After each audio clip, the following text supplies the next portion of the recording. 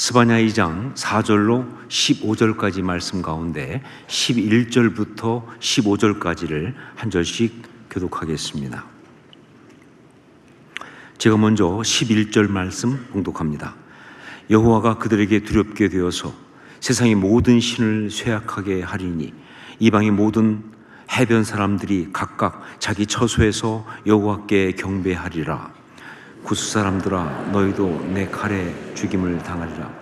여호와가 북쪽을 향하여 손을 펴서 아수르를 멸하며 니느웨를 황폐하게 하여 사막같이 메마르게 하리니 각종 짐승이 그 가운데에 때로 누울 것이며 당어와 고슴도치가 그 기둥 꼭대기에 깃들고 그것들이 창에서 울 것이며 문턱이 적막하니 백향모로 지은 것이 벗겨졌음이라.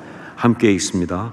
이는 기쁜 성이라 염려 없이 거주하며 마음속에 이르기를 오직 나만 있고 나 외에는 다른 이가 없다 하더니 어찌 이와 같이 황폐하여 들짐승이 엎드릴 곳이 되었는고 지나가는 자마다 비웃으며 손을 흔들리로다. 아멘. 세상에는 별의별 종류의 사람들이 참 많습니다. 자, 그런데 그 중에서 역사적으로 볼 때 이 예언자라고 하는 것은 정말 그 중에도 아주 독특한 그런 사람들이다라고 말할 수 있습니다. 정상적인 상식으로는 도저히 이해할 수 없는 사람들, 바로 그것이 예언자이기 때문에 이해할 수 없는 열정, 이해할 수 없는 확신, 이해할 수 없는 파워, 그리고 담대함까지. 무엇보다 그들이 던지는 그 메시지의 내용을 보면 정말 때로 이해가 되질 않습니다. 어떤 경우 보면 아주 많은 경우 예언자들은 정말 그 시대를 향해서 무섭도록 질타합니다. 그렇게 질타하고 심판의 메시지를 던지면요, 당연히 뭐예요? 미워해야죠. 증오하는 거죠. 그런데 그러면서도 그들은 그 시대를 미워하지 않습니다. 시대를 오히려 부둥켜 안고 포기하지 않고 눈물 흘리며 사랑하는 그런 사람들이니까 이게 잘 이해가 안 되는 거죠. 이런 예언자들의 이해할 수 없는 독특함 중에 하나가 뭐냐? 그들의 예언 범위입니다. 그들은 종종 이스라엘이나 혹은 유다, 이 자기들이 예언하는 그 대상에게만 국한되어 예언하는 것이 아니라 예언하다가 주변 나라들에 대해서 예언을 합니다. 그 주변 나라 혹은 세상의 강대국까지 온 세상 전체에 대해서도 예언을 한다는 거예요. 자, 그런데 이것은 두 가지 면에서 좀 이상하죠. 우선 첫 번째로 주제넘은 짓이다 하는 거죠. 주제넘은 짓이다. 아니, 그 조그만 나라 사람이 그 주변 대국들에 대해서 무슨 자격이 있다고 그 심판을 말하고 멸망을 예언하는지, 이게 정말 그 나라 사람들이 들으면 코웃음칠 그런 것 아니냐 하는 이야기죠. 더 이상한 것은 두 번째입니다. 그 나라에 대한 예언을 그런데 왜 이스라엘 백성이나 유다 백성들한테 하느냐 하는 거예요. 아니, 그 나라에 대한 심판, 그 나라에 대한 어떤 멸망에 대한 이야기를 하면 그 나라 사람들한테 해야 될 거 아니에요. 그런데 여러분 아시지만 예언자들의 모든 예언은 뭐예요? 이스라엘이나 유다 사람들한테 하는 예언입니다. 그걸 왜 이스라엘이나 유다 사람들한테 하느냐 하는 게 정말 이해가 안 되는 거죠. 결국 이렇게 말할 수 있습니다.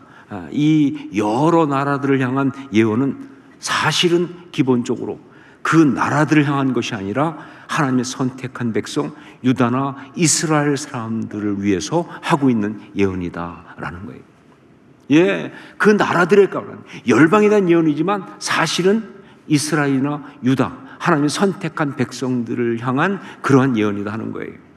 그렇다면 이 열방의 나라들을 향한 예언, 거기에 담긴 메시지는 뭐냐 하는 거죠. 여러분, 예언을 미래에 정해진 어떤 것을 미리 말하는 것이 그것이 아니라는 것을 제가 여러 번 말씀드렸어요. 예언은 절대 앞에 정해진 미래의 어떤 것을 미리 말하는 것이 아니에요. 예언을 그렇게 이해한다면 그건 성경적이지 않습니다. 여러분, 우리의 미래는 그렇게 정해져 있지 않습니다. 종종 사람들이 운명이란 말을 하는데 운명은 없어요, 사실은.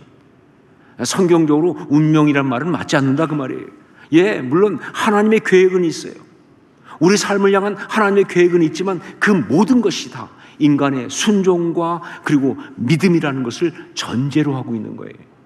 그러니까 하나님이 우리를 향해서 어떤 그런 정말 귀한 계획을 세우시고 그리고 예정까지 하셨다 할지라도 우리가 순종하고 믿으면 그것이 그대로 이루어지지만, 그러나 우리가 순종하지 않으면, 우리가 믿지 않으면 그 모든 것은 우리하고 해당 사항이 없는 것이 된다 하는 이야기죠.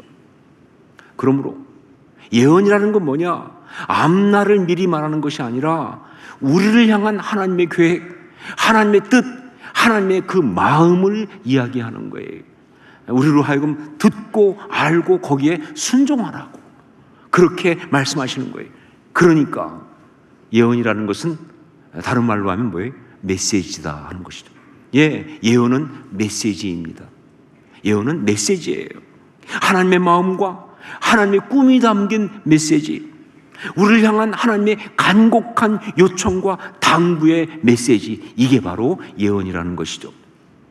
그러므로 아무리 강력한 영적인 감동이나 혹은 엄청난 은사를 통해 주어진 그런 예언이라 할지라도, 뭐 예언의 은사가 너무 많은, 그래서 그 사람이 하는 건 정말 굉장히 놀라운 예언이었던 사람이 하는 말이라 할지라도 그것이 하나님의 성품과 어긋나고 거기에 참된 메시지가 없다고 한다면 그건 절대 예언이 아니다. 심한 경우 마귀의 역사일 수도 있다 하는 거예요. 제가 미국에서 목회할 때 한 번은 방글라데시에 단기 선교를 간 적이 있었습니다. 여러 번 갔죠. 근데 그때 그 방글라데시 단기 선교 가면서 일정 때문에 어쩔 수 없이 한국을 들렸다 갈 수밖에 없어요. 바로 못 가니까. 그런데 그 모든 일정이 어떻게 하다 보니까 한국에 주일날 새벽에 도착을 했어요. 그리고 주일날 오후에 이제 태국으로 가는 비행기를 타고 또 가게 돼 있었어요.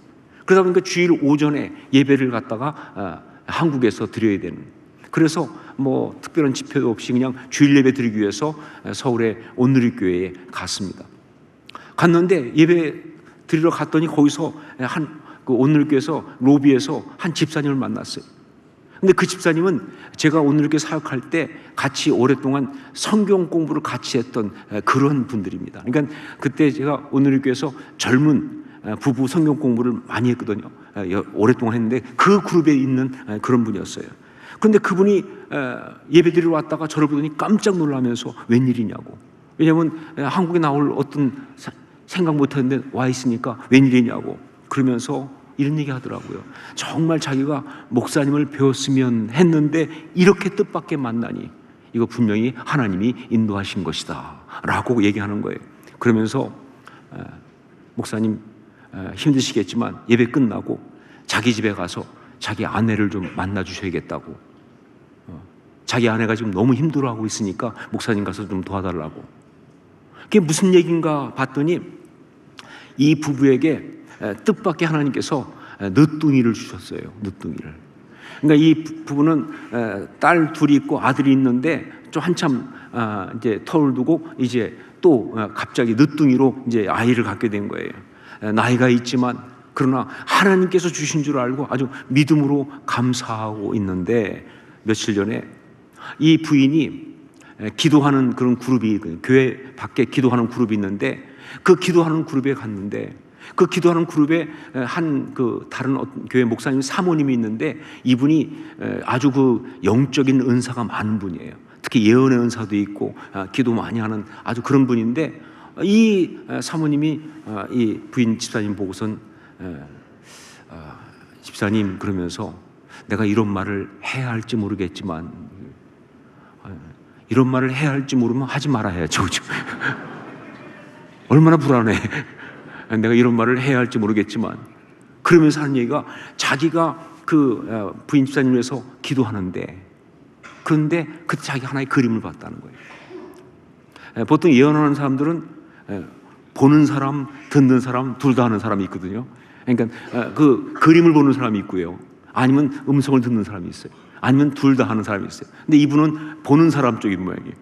자기가 그림을 봤는데 집사님이 이렇게 서 있는 뒷모습을 봤다는 거예요.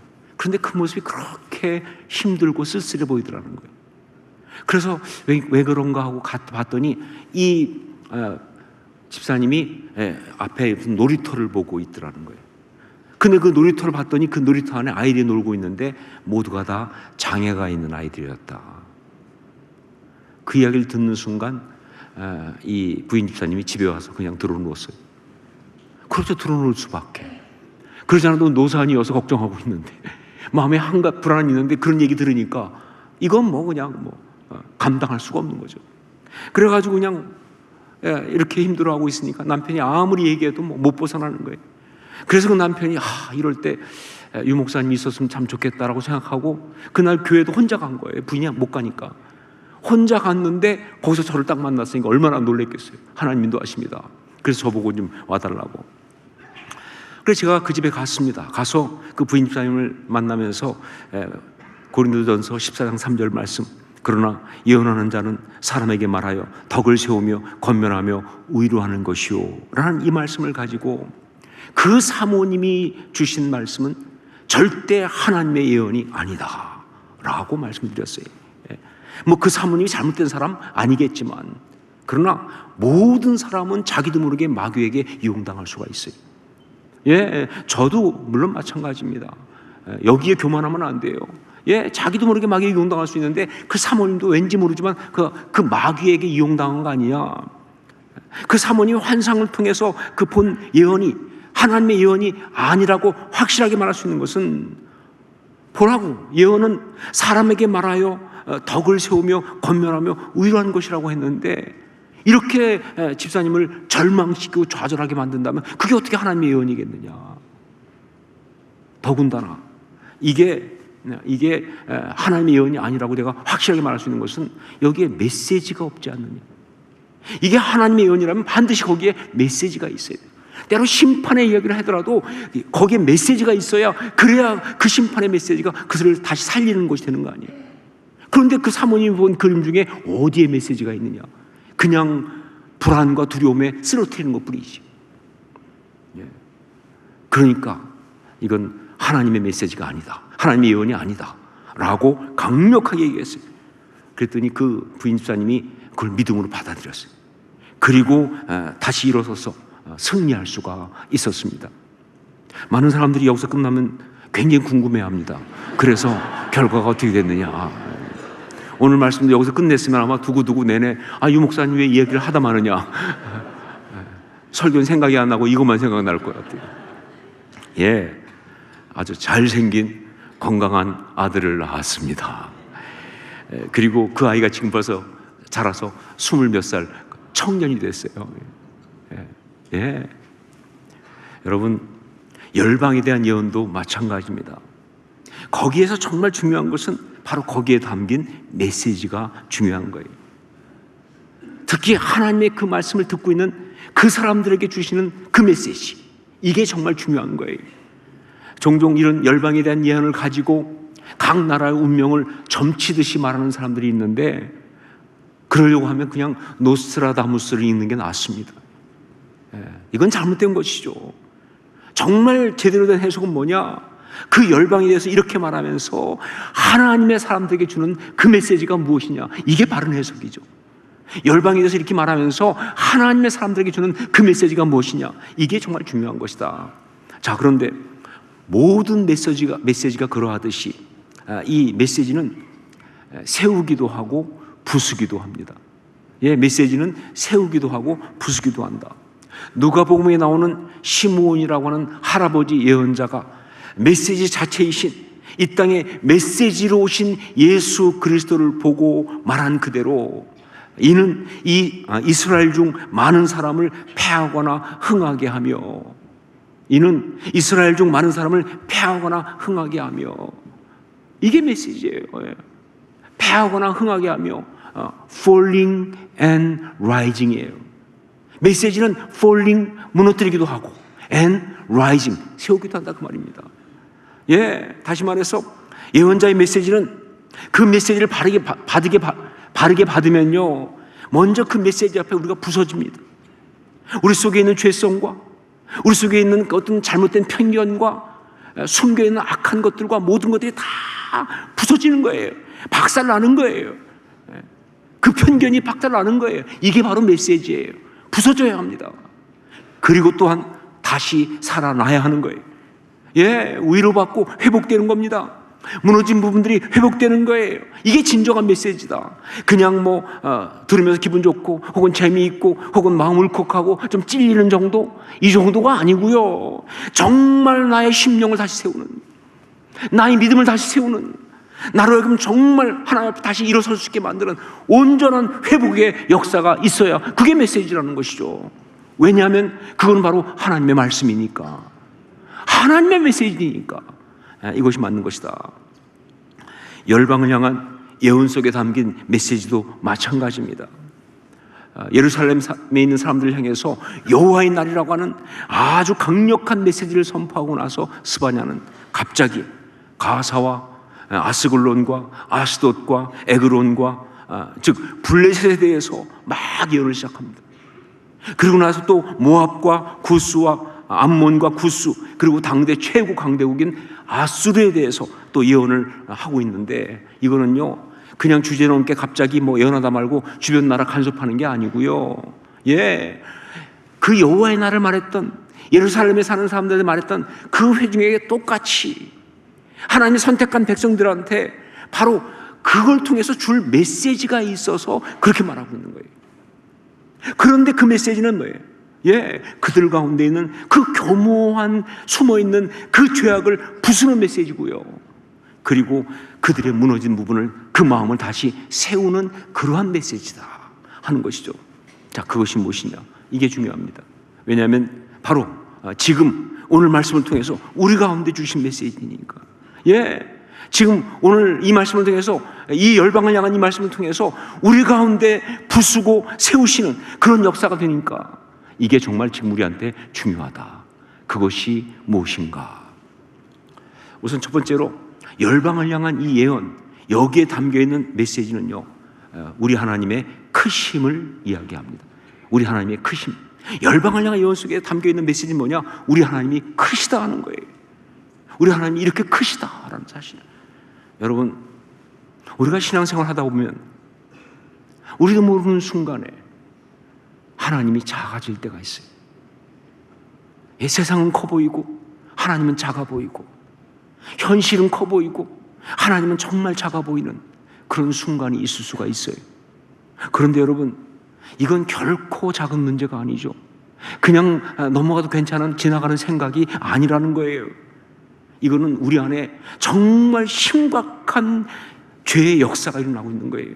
우리의 영적 능력과 그리고 힘을 다 빼앗는 그런 죄의 역사가 사실은 일어나고 있는 거예요. 여러분, 하나님이 작아 보이면, 세상이 더 커 보이고 현실이 더 커 보이고 하나님은 정말 작아 보이고 무능력해 보이면 거기에 무슨 역사가 있으며 거기 무슨 소망이 있습니까? 신앙은 도대체 뭐예요? 그 순간 아무것도 아닌 것이죠. 세상이 커 보이는데, 현실이 커 보이는데, 하나님이 작아 보이면, 하나님이 무능력해 보이면, 그러면 결국 우리는 죄에게 농락당할 수밖에 없다 그 말이에요. 좌절할 수밖에 없죠. 절망할 수밖에 없죠. 무슨 답이 있냐 그 말이에요. 노먼 그롭이라고 하는 분이 있습니다. 이분은 영국의 선교사이면서 또 크리스찬 아터, 그러니까 극작 크리스찬 책을 쓰시는 그러한 귀한 분인데, 이분이 하나님에 대한 여러 가지 그 의심, 불신앙에 대한 답을 달아준 그런 책을 썼어요. 우리의 어떤 그 신앙적 회의, 의심, 불신앙, 이런 것들에 대해서 답을 달아주는 유명한 책을 썼는데, 그 책 제목이 정말 중요합니다. 그게 바로 제한받지 않으시는 하나님이에요. God Unlimited라고 하는 책이에요. God Unlimited. 여러분, 하나님이 제한적이고 하나님이 작아지면 그거 불신앙입니다. 그거 의심이에요. 참 신앙은 뭐냐? God Unlimited. 이걸 믿는 거예요. 하나님은 제한이 없으세요. 하나님은 정말 전능하신 분이세요. 하나님은 온 세상을 통치하신 분이십니다. 내 삶 전체를 주관하신 분이에요. 이러한 고백이 정말 중요하다는 것이죠. 이스라엘 사람들도 그랬습니다. 그때 유다 사람들도 그랬습니다. 주변 나라들이 너무 커 보이고 그들의 신은 정말 위대해 보이고 하나님의 약속보다는요, 현실이 더 커 보이는 영적 위기 속에 빠진 거예요. 북이스라엘은 망했습니다. 남유다는요, 사면초가 자기들밖에 없어요. 주변 모든 나라에 비해서 너무나 정말 작고 보잘것없는 그런 상황 속에 있는 거예요. 자, 그러다 보니까 여전히 제사를 드린다고 하지만, 여전히 기도를 한다고 하지만 마음속에 자꾸 올라오는 게 뭡니까? 이게 무슨 소용이 있을까 하는 거죠. 이게 무슨 소용이 있을까? 회의와 의심이 자리 잡는 그런 상태였다는 것이죠. 바로 그래서 스바냐 선지자는 우리 하나님께서 그 모든 열방을 다스리신 분이고 그 모든 열방을 심판하신 분이라는 사실을 이렇게 강력하게 말하고 있는 거예요. 우리 안에 있는 작은 하나님, 연약한 하나님, 무능력한 하나님의 그 그림을 박살내시려고, 우리 안에 있는 그 무능력한 하나님의 그림을 박살내시려고, 그 죄를 깨부수기 위해서 이 말씀을 지금 하고 있는 것이다. 혹시 여러분, 지금 여러분 안에 있는 하나님이 혹시 작은 분 아닌가요? 연약한 분 아닙니까? 무능력한 분 아닙니까? 어떤 역사도 하지 못하는, 엘리야가 조롱했듯이 그냥 잠자고 있는 분 혹시 아니세요? 만약 그런 그림을 내가 가지고 있다고 한다면, 아니다, 우리 하나님은 열방을 통치하시는 하나님이시다라는 오늘 이 메시지 앞에서 그 모든 죄성이 다 박살날 수 있기를 주의 이름으로 축원합니다. 그래야 돼요. 그냥 넘어갈 수 없어요. 그냥 넘어갈 수 없어요. 두 번째, 여기 이 열방을 향한 이 예언 속에 담긴 메시지는 우리 하나님이 온 세계의 하나님이라는 메시지입니다. 우리 하나님이 온 세계의 하나님이시다.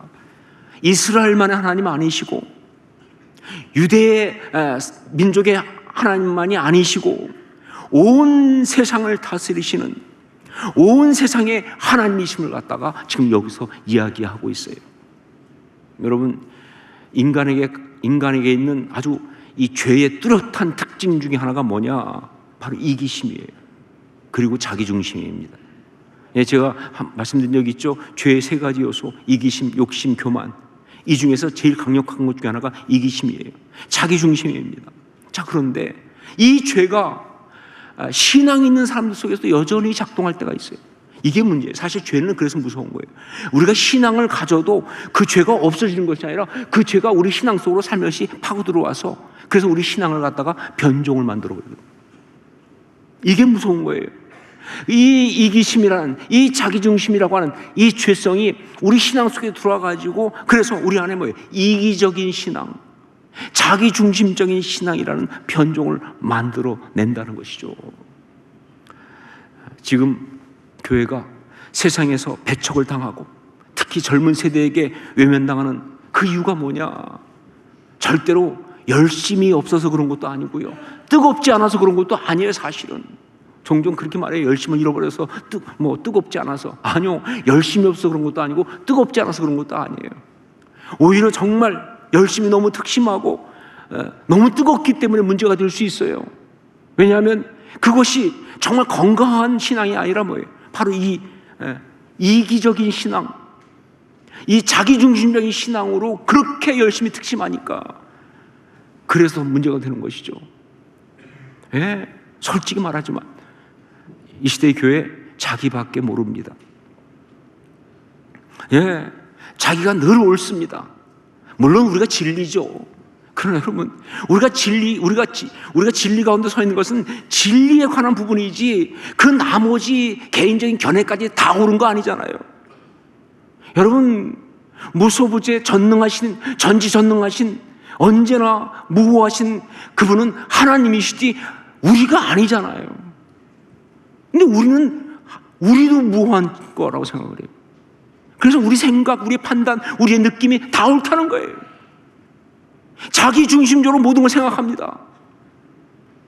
그러다 보니까 어느새 교회는 자기들의 교만 위에 세워진 어떤 그런 자기들만의 아성, 개토가 되고 말았다는 것이죠. 정말 그렇습니다. 신앙생활 하다가 보면 우리도 모르게 자꾸 우리의 관심과 마음 모든 것이 내 중심으로 우리 안으로 말려들게 됩니다. 이게 인간이에요. 예, 속담 가운데 팔이 안으로 굽는다라고 하는 정말 너무 당연한 이야기, 그것처럼 말이죠. 자꾸 관심이, 자꾸 모든 생각이, 어떤 모든 판단의 기준이 자꾸 내 중심으로 안으로 말려들 수밖에 없는 거예요. 사람이 그렇습니다. 그런데 이거는요, 그러니까 어쩔 수 없다 넘어갈 문제가 아니라는 것이죠. 이거는 영적으로 가면요, 우리 안에 영적인 능력과 영적인 그 가치, 아름다움, 정말 참 신앙을 빼앗는 아주 나쁜 죄의 역사입니다. 사실은 내가 지금 변질되고 있는 거예요. 사실은 보세요, 여러분. 출애굽 후에 시내산에서 하나님께서 이스라엘 백성과 언약을 맺으셨어요. 이거는 이 땅 가운데 하나님의 백성이 처음 서는 장면이기 때문에 그때 하나님께서 백성들에게 믿음의 정의를 내려주셨습니다. 그때 뭐라고 말씀하셨느냐? 출애굽기 19장 5절 6절, 세계가 다 내게 속하였나니 너희가 내 말을 잘 듣고 내 언약을 지키면 너희는 모든 민족 중에서 내 소유가 되겠고 너희가 내게 대하여 제사장 나라가 되며 거룩한 백성이 되리라. 너는 이 말을 이스라엘 자손에게 전할지니라. 하나님이 당신 자신만을 위해서 하신 말씀 아니죠. 바로 진정한 하나님이 선택하신 백성은 어떤 신앙이어야 하는 걸 말하는 거예요. 세계가 다 내게 속하였나니 너희는 그 중에서 내 소유가 될 것이다. 제사장 나라가 돼야 하니까 세상 섬기라는 거예요. 온 세상을 바라보라는 거예요. 처음부터 앵글이 여기가 아니라 세상을 바라보는 앵글로 나가고 있잖아요. 예, 그러니까 진짜 신앙은 그 관심이 계속 밖으로 퍼져 나가야 합니다. 신앙인의 기도는요, 그 내용은 그냥 자기 자신에게 계속 오그라드는 것이 아니라 남에게, 이웃에게, 이 사회를 향해서, 이 세상 열방을 향해서 나가야 돼요. 나하고 관심 하나도 해당이 없는 사람이어도 성령님 마음 주시면 기도하는 거다, 그 말입니다. 여러분, 한국이 이렇게 복음화되고 한국 가운데, 교회 가운데 이런 역사가 있던 것은요, 한국이 어디 붙었는지도 모르는, 한 번도 가보지도 않고 발음도 안 되는 이 나라를 위해서 목숨 걸고 기도한 그러한 신앙의 사람들이 있었기 때문에 가능했다는 거 아시죠? 예, 이게 바른 신앙이에요. 이게 아름다운 신앙이에요. 교회가 그 관심과 모든 에너지를 자기 내부에만 쏟게 되면요, 그때부터 교회는 죽기 시작합니다. 그게 죽어가는 교회의 특징이에요. 교회 리더십이 모든 생각과 그리고 시각을 자기 자신과 그리고 자기 교회 안으로만 가질 때 그 리더십은 완고하고 교만하고 굳어버린 전통화된 꼴통 리더십이 되는 거예요. 성도의 기도가 계속 자기 자신, 자기 가족, 자기 파당에만 머물러 있다고 한다면 솔직히 말합니다. 이건 기도가 아니고 그냥 자기 호소죠. 욕심의 표출이다, 그 말입니다. 그걸 누가 기도라고 말합니까? 기도는 하나님의 뜻대로 해야 기도인데. 그러므로 예언자의 이 열방을 향한 예언의 메시지는요, 바로 다른 무엇보다 우리의 이기적이고 자기 중심적인 왜곡된 신앙을 박살내는 거예요. 그 죄성을 부수는 거예요. 왜? 우리 신앙은 절대 이기적이고 자기 중심적일 수가 없기 때문에. 왜냐하면 우리 신앙의 본질이 뭐예요? 십자가 신앙 아닙니까? 어떻게 십자가가 이기적일 수가 있어요? 어떻게 십자가가 자기 중심적일 수 있습니까? 바로 그걸 때려 부수는 그러한 메시지가 이 가운데 있는 것이다. 세 번째, 그러므로 이 메시지는 우리의 영적 자존감을 올려주고 아름답게 세우고 있습니다. 그렇게 부수고 이제 세우는데 다른 것이 아니라 우리의 영적 자존감을 올려주고 아름답게 세워주고 있다 하는 것이죠.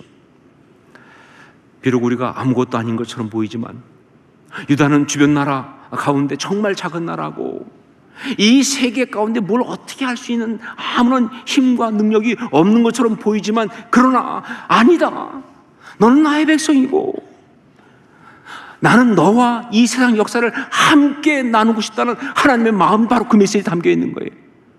예, 하나님은 블레셋에 대해 얘기하면서 구스에 대해서 말하면서 심지어 아수르에 대해서 말하면서 그렇게 말하고 계시는 거예요. 지금 너는 작지 않다. 나는 이 열방의 모든 경영을 너와 함께 하고 싶다. 여러분, 우리는 작지 않습니다. 우리는 아무것도 아닌 것이 절대로 아니다.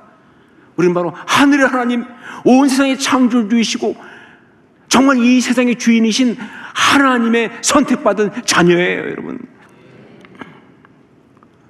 동화에 나온 대로 비유한다면 우리는 보이기는 거지같이 보이지만 사실은 왕자예요. 왕자처럼 보이지만 거지인 개가 아니고, 우리는 보이기는 거지처럼 보이지만 사실은 왕자예요. 예. 그러니까 지금 있는 이 구질구질한 삶의 이야기가 절대 우리의 본질이 아니라는 거예요. 이건 그냥 지나가는 거예요.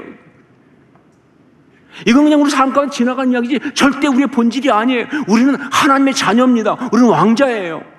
이 사실을 잊으시면 안 돼요. 여러분, 오늘 당장 나가서 믿지 않는 다른 사람 보면 가서 얘기하세요. 내가 그동안 말 못한 게 있어. 사실은 나 왕자야. 나 공주야. 여러분, 다른 건 다 양보할 수 있지만 세상 앞에서 자존심은 양보하지 마세요. 우리 존엄성은 양보하지 마세요. 우리가 하나님의 자녀인데 현실 때문에 그거 구질구질하게 그것까지 내줍니까? 네. 우리의 기도 아무것도 아닌 것이 아니에요. 정말 무력해 보이죠. 하지만 그 기도가 진짜 기도가 되는 순간 하늘 보좌를 움직이는 탄원이고 세상의 모든 경영하시는 그 하나님께 올려드리는 그런 피티션, 청원이라니까요. 여러분, 지금까지 수없이 많은 엄청난 역사가, 예, 우리가 볼 때는 작아 보는 그 기도에 대한 응답을 일어났다는 사실을 아십니까, 여러분? 그게 우리의 기도예요. 그게 우리의 기도예요. 우리의 이 예배는요, 우리가 드리는 그냥 습관적인 작은 몸짓이 아니라 하늘의 하나님께 이 온 세상 사람들을 대표해서 드리는 바로 그런 예배입니다. 여러분, 우리가 혼자 예배 드리는 거 아니에요. 사실은 이 땅에 있는 사람들을 대표로 예배 드리는 거예요. 모든 예배자는 그 시대의 예배의 대표자들입니다. 예. 그렇기 때문에 이 예배를 받으시고 하나님께서 정말 그 전능하신 능력으로 우리 가운데 당신의 능력을 부어주시는 어떤 통로가 되는 게 바로 우리의 예배다 하는 얘기예요. 그냥 예배 아니에요. 그냥 예배 드렸다 하고 끝날 문제가 아니라니까요. 영적 사건이고 중요한 것이죠. 그렇죠? 저는 단호하게 이렇게까지 말합니다. 지금 우리나라가 여러 가지로 정말 심각하고 문제가 많은데 그래도 이 나라가 안 망하는 이유가 있다면, 예, 우리가 예배하기 때문이에요. 예배하는 자가 있기 때문입니다. 기도하는 자가 있기 때문입니다. 하나님은 그래서 그들을 통해서 역사하시니까. 삶의 어떤 이야기도 우리 안에 있는 하나님의 형상을 근본적으로 파괴할 수 없어요. 아무리 많은 실수와 실패와 어려움을 겪었다 할지라도 하나님의 형상이 없어지지 않아요. 전 신학교에서 그걸 공부하면서 정말 너무 전율한테 놀랐어요. 난 죄지면 하나님의 형상이 없어지는 줄 알았어요. 아니요, 안 없어져요. 물론 여러 가지 부서졌죠. 많이 파괴된 것이 보이지만 그러나 하나님의 형상은 우리 가운데 여전히 있습니다. 그러다가 우리가 다시 꿈을 꾸기 시작하면, 다시 바라보기 시작하면 그게 아름답게 놀랍게 회복되는 줄로 믿습니다. 이게 바로 우리 안에 있는 하나님의 형상이에요. 우린 그런 사람이에요. 이게 바로 열방을 향한 심판을 외치고 있는 선지자가 하나님의 사랑하시는 백성들 속에서 회복하기 원하는 그 회복의 메시지다. 너희는 작은 자가 아니다. 잊혀진 자가 아니다. 아무것도 아닌 자가 아니다. 내 백성이다. 나의 파트너다. 라고 지금 말씀하시는 거예요. 예, 지금 하나님 말씀하십니다. 너희는 작은 자가 아니다. 잊혀진 자가 아니다. 아무것도 아닌 자가 아니다. 내 백성이다. 나의 파트너다. 믿으십니까? 믿으십니까, 여러분? 믿으십니까? 여기서 떨어지면 안 되죠. 굳게 붙들고 그렇게 살아가야 한다. 나의 하나님, 열방의 하나님 잊지 마십시오. 이거 잊지 마십시오. 나의 하나님은 열방의 하나님이십니다. 온 세상의 하나님이십니다.